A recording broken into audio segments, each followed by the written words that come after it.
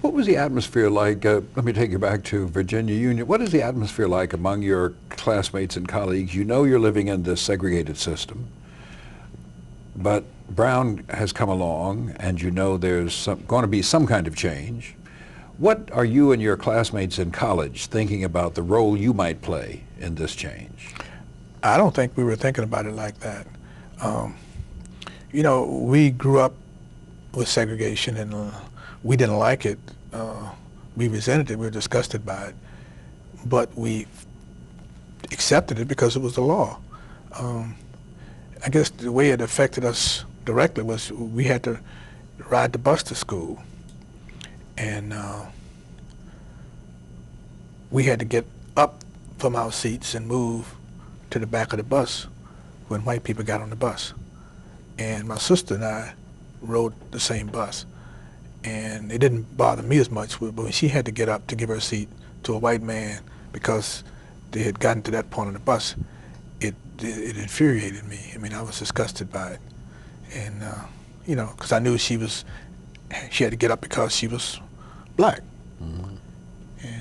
And I didn't like getting up myself, but when I saw her get up, it really bothered me. And those were the kind of things we couldn't shop in the stores downtown, department stores, restrooms. When I went to Miami, Florida for the first time with my fraternity brothers, it was in 1954, and I joined the fraternity, and my faculty advisors decided they would treat me and my buddy to a trip to Miami.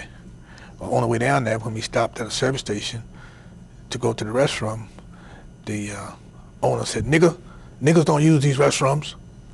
Get out of there, don't you go in that restroom. And, you know, I hadn't faced anything like that before, and it was just shocking. I had to hold myself until I got in the woods to go to the restroom. And in certain places we had to eat. And I used to drive for a living when I was in college, and I used to chauffeur owner of a tobacco company around, because I loved driving still from my desire to be a driver. And he would take me to the finest clubs, country clubs around, and he would take me to the chef and say, "This is Henry, give him the best food in the house." And they would prepare me a scrumptious meal in the kitchen. But he and his wife and the secretary would eat out front, you know, in the restaurant. When we went to Durham, he would put me up with the finest African-American families, but I couldn't stay in the hotel where they stayed. In fact, I met the Fishers in Durham, one of the finest families in Durham. I stayed with them because he made sure I had the best of everything.